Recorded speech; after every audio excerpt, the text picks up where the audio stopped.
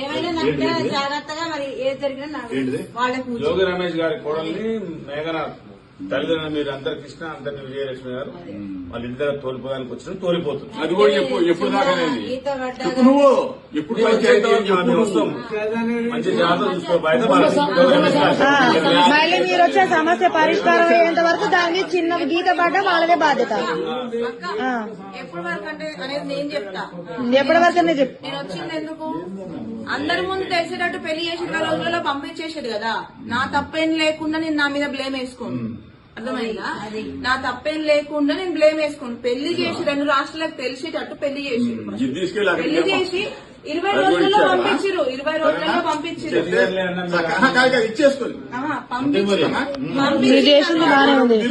నేను వచ్చిన డబ్బు గురించి కాదు, దేని గురించి వచ్చినా అంటే ఎంతమంది ముందైతే పెళ్లి చేసిరో అంతమంది ముందుగే తెలిసేటట్టు ఆ అమ్మాయి తప్పేం లేదు, మా తప్పు వల్లనే మేము వద్దనుకుంటున్నాం అని చేసిన రోజు నాకు న్యాయం జరిగినట్టు నా విషయంలో. అది దానికి వచ్చి అప్పటి వరకు ఇక్కడే ఉంటదా దానికి రీజన్ నేను ఉండేదానికి రీజన్ అది. గుడ్ గుడ్ మంచి చెప్పు. ఎందుకు అనవసరంగా డబ్బులు అని మ్యాటర్ దిగ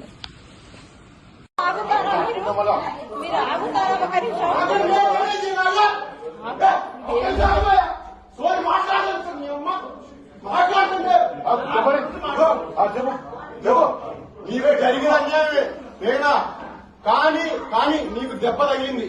నీ నొప్పి మాకు నొప్పి రాదు, గుర్తుపెట్టుకో. నీ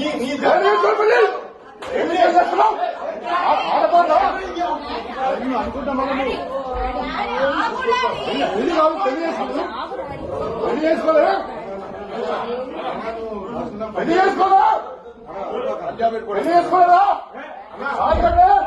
పుణ్యానికి వచ్చిందా బిడ్డ చూపించాను.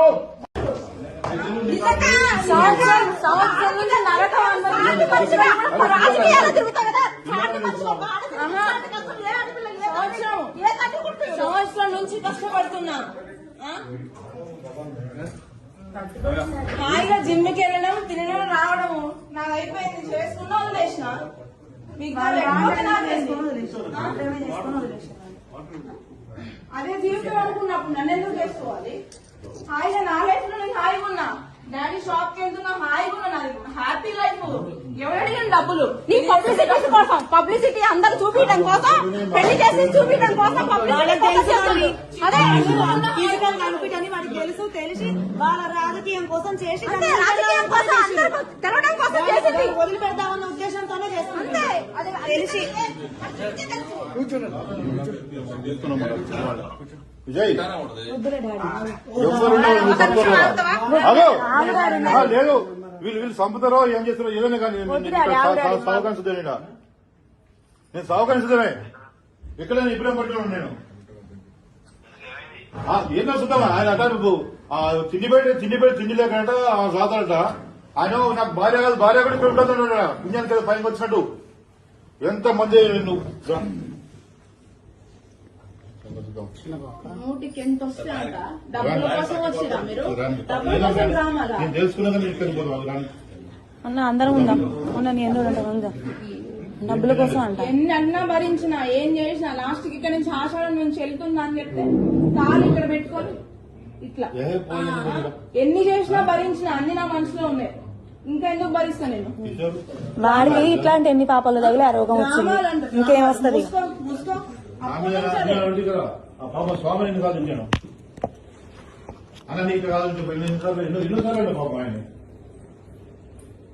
నా లైఫ్ లో నేను హ్యాపీగా ఉండేదాన్ని. తీసుకోవచ్చు అదే కదా, సంవత్సరం నుంచి ఇంటికి వచ్చి పిల్లల్ని ఇవన్నీ తీసుకొచ్చి నా పిల్లలకి పబ్లిసిటీ చేసి గొంతు కోసి అక్కడ కూర్చోబెట్టి ఇప్పుడు డబ్బుల కోసం మాట్లాడుతున్నారు. డబ్బుల కోసమా లేకపోతే ఇంకా తిండి పెడతా ఊకనే అందరు ఇంట్లో పని మనిషికి పెట్టినట్టు పెడతా. ఎంతమంది ఇంట్లో అందరు ఉంటారు, నువ్వు ఉంటావంటే మరి అందరు ఉండేటట్టే చేసింది పెళ్లి.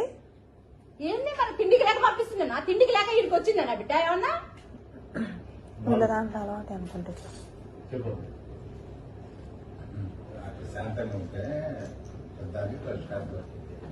నేను ప్రతిసారి బిహేవియర్ నేను ప్రతిసారి బిహేవియర్